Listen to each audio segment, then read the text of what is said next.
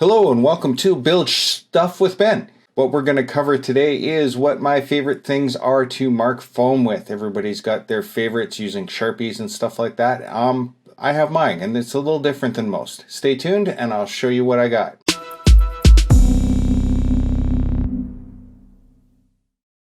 First thing, please hit subscribe and also leave any comments and a like below. Really appreciate if you do that. I've added a Patreon. What I'm going to be doing here in the near future is making plans and releasing them for free, and then also selling laser cut kits. If you're at all interested in something like that, please leave a comment below and I'll get in touch with you and we'll start working some things out. I'm going to have a few test items ready and, well, maybe I can give away a few to find out what people think about my kits. Okay, let's get started. What we have here is some standard EVA foam. I have some pieces here as well that we can use.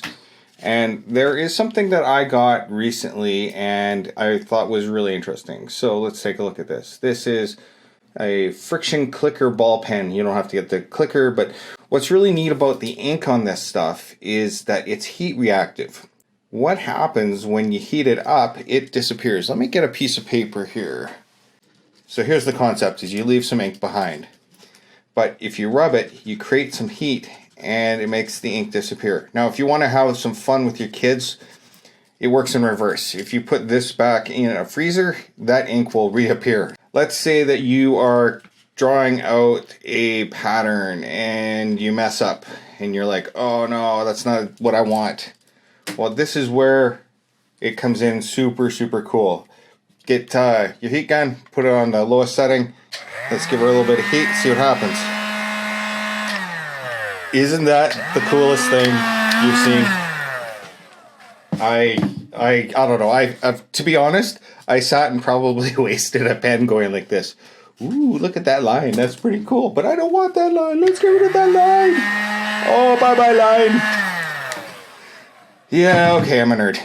The other thing that you can look at is, what if it's dark? Well, on the darker foams, yes, it doesn't show up as well, but it does show up. It does come in different colors. You can get reds and greens and stuff like that, but I find the black works well. Get a blue, whatever you figure. And I know you can't really see those lines. We'll disappear them. Anyhow, that's tip one. Get the friction writer. This thing is super handy because, like I said, you can erase it really quickly from something, especially if you've made lines that you don't want to have.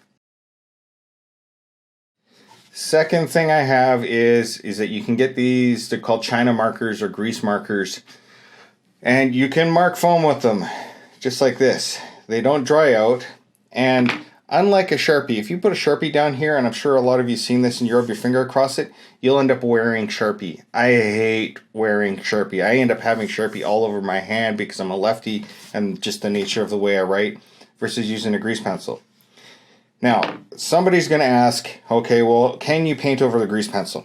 If you are doing your patterns and you're doing the patterns, you should be cutting to the inside of your lines.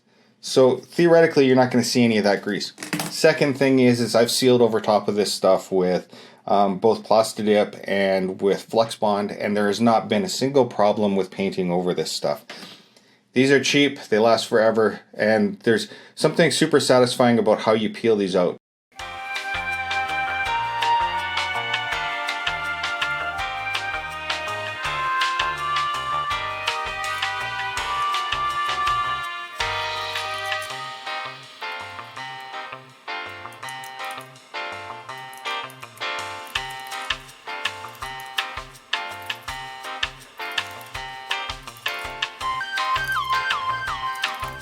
So you've cut out your pattern pieces, everything's great, you're cutting away, awesome, and you go to glue and you realize that you forgot to put the little markers on it so that you can glue it together and it sticks together properly.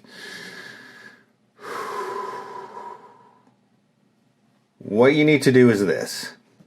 Now I will give you the 3D print, but I made this thing, and you could probably just take a board and drill 3 holes in it and stick in 2 pens. But this is what I do. I've got a 2-inch gap between those two. So what I can do is I can start at the edge of one and I can make my first line. Then I go to that line and I make my second line. And I go to the third one And make my third line. Now, if this is more complex of a curve, what I end up doing is you just make this a little bit of a shorter registration mark.